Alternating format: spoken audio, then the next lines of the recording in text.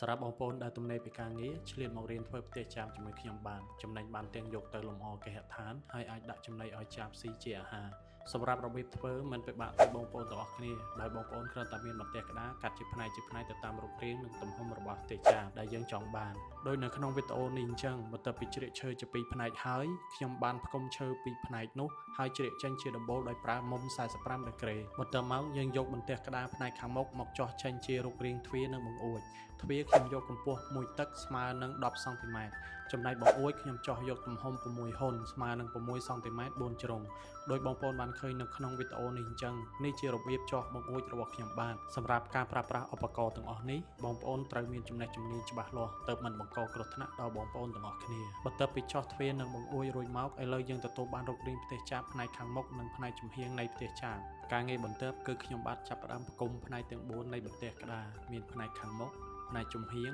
មានឆ្វេងនិងស្ដាំហើយនៅផ្នែកខាងក្រោយចូលគ្នាកាត់ចេញជាគ្រោងផ្ទះចាបបានយ៉ាងល្អ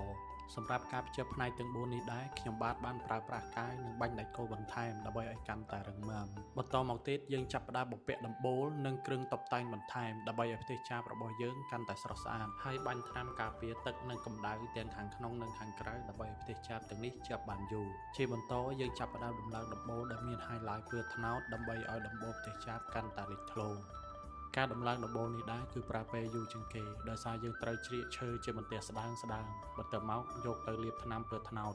ដោយបងប្អូនបានឃើញនៅក្នុងវីដេអូនេះអញ្ចឹងហើយការដំឡើងទាមទារមានខ្នាតនិងបន្ទាត់ច្បាស់លាស់ទើបមិនធ្វើឲ្យដំបូលផ្ទះរបស់ចាបមានភាពរញ៉េរញ៉ៃបន្ទាប់ពីការដំឡើងដំបូលផ្ទះបានបញ្ចប់យើងបន្តទៅកាន់តុបតែងផ្នែកខាងក្រៅដូចជាការបំពាក់ជ្រីឬស៊ុមដំបូលដាក់ជម្រឹងបង្អួចនិងស៊ុមបង្អួចហើយនឹងដាក់ស៊ុមទ្វារជាដើមឥឡូវនេះផ្ទះចាបរបស់យើងបញ្ចប់បាន 80% ហើយការងារបន្តទៀតគឺចាប់បាតផ្ទះចាបសម្រាប់ដាក់ចំណីហើយខ្ញុំបានប្រើប្រាស់វីសសម្រាប់បាញ់ភ្ជាប់បាតហើយនឹងតួផ្ទះចាបដើម្បីឲ្យកាន់តែរឹងមាំទីបំផុតយើងទទួលបានផ្ទះចាបមួយដ៏សែនស្រស់ស្អាតសម្រាប់ម៉ូដនេះដែរជាម៉ូដដែលខ្ញុំបាទលក់ដាច់ខ្លាំងជាងគេបំផុតអរគុណបងប្អូនទាំងអស់គ្នាជួបគ្នាវីដេអូក្រោយ